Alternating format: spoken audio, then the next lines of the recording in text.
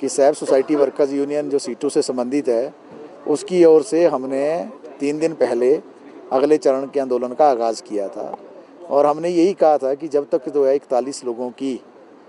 जो कर्मचारी बर्खास्त किए गए हैं, टर्मिनेट किए गए हैं, उनकी बहाली नहीं होती है तब तक निश्चित तौर से आंदोलन चलेगा। हम पुनः एक बार कहना चाह रहे हैं कि ये 41 कर्मचारी जो हैं, जब यहाँ हड़ताल हुई थी, एक यूनियन की ओर से सामूहिक मांग पत्र दिया गया था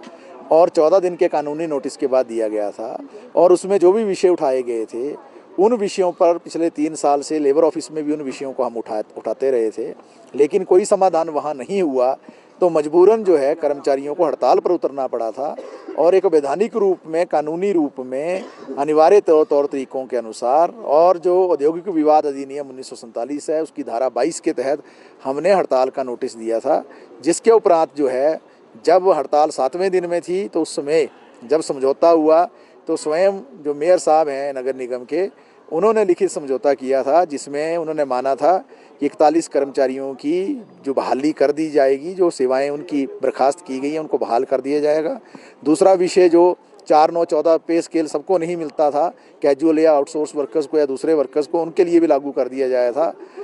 और इसके साथ साथ जो 10% जो बढ़ोतरी जो कटौती की गई थी, जिसकी काट दिया गया था, जो हर साल मिलता था, उस बढ़ोतरी को भी वापस करने की, रिवोक करने की उन्होंने जो है कटौती को, ये बात को उन्होंने लिखित में माना था कि बढ़ोतरी को हम लागू कर देंगे, प्रोवाइडेड एजीएम जो होगी 4 जून को, उसमें इस विषय को हम ले जाएंगे। और इसके साथ साथ स्पेशल लीव का भी मुद्दा था 15 दिन की, जिस पर उन्होंने एग्रीमेंट किया था। लिखित समझौता है। औद्योगिक विवाद अधिनियम जो 1947 का, उसकी धारा 18(1) के तहत कानूनी रूप उसको मिलता है, वो एक कानून है अपने आप में, लेकिन उसको अभी तक लागू नहीं किया जा रहा है। हमारी उम्मीद है कि आगामी 1-2 दिन के भीतर, जिस तरीके से हमारी भी वार्तालाप लगातार प्रशासन से चल रही है, लगातार हमारी बातचीत जो है प्रशासन से हर दिन बातचीत होती है, जो नगर निगम के मेयर हैं उनसे भी होती है, कमिश्नर महोदय हैं उनसे भी होती है, ज्वाइंट कमिश्नर महोदय से भी होती है,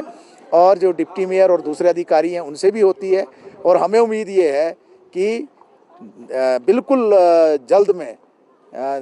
आगामी कुछ दिनों के अंदर, 1-2 दिन के अंदर जो है इसमें ज़रूर कोई कार्रवाई जो है नगर निगम की ओर से लाई जाएगी। अन्यथा हम आंदोलन तो कर ही रहे हैं और हमने 4 तारीख तक तो आंदोलन की घोषणा की है। 4 तारीख को एजीएम भी होने वाली है। एजीएम के अंदर जो बातें एग्री की गई हैं मेयर साहब की ओर से, वो एजीएम में भी आनी है। और हमने ये भी कहा है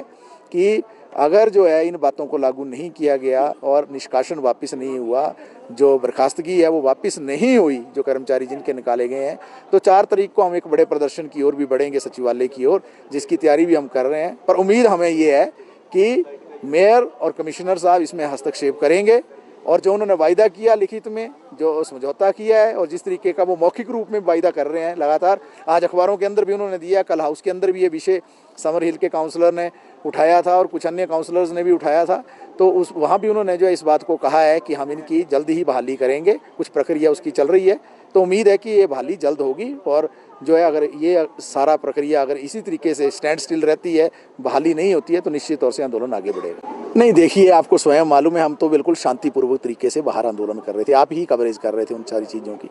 ये दुर्भाग्यपूर्ण विषय है कि कई बार जो है पता नहीं किस मूड में, किस माहौल में आदमी आता है, क्योंकि हम जब वहाँ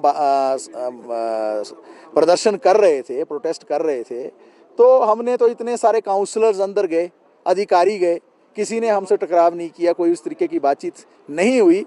अनफॉर्चुनेटली जो वहाँ पर जो मेयर साहब ने रिएक्ट किया उसमें, और उसका जो आफ्टर रिएक्शन हो गया, वो आंदोलनों के अंदर कई बार ऐसी परिस्थितियाँ बन जाती हैं। इसमें कोई बड़ी बात नहीं है। पहले भी आपको मालूम है, जो हाउस चलता है, हाउस के अंदर ही काउंसलर्स बैठ जाते हैं अपनी मांगों को लेकर धरने पे,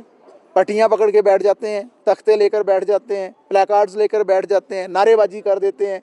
बहुत सारे जो आज जो हैं मुख्य पदों पर भी है, ये भी बैठते रहे हैं और आज के भी बैठते हैं। तो ये जनता है, जनता के लिए ये हाउस है, ऐसा तो नहीं है। लेकिन हमारा ये, हमें जो इस बात का इत्मीनान है कि कल जो एक बड़ा महत्वपूर्ण विषय आया था,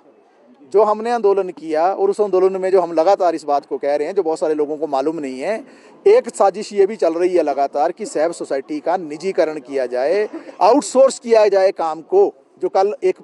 लाया गया था वहाँ प्रपोजल, एक विषय जो वहाँ लाया गया था, एक प्रस्ताव जो वहाँ लाया गया था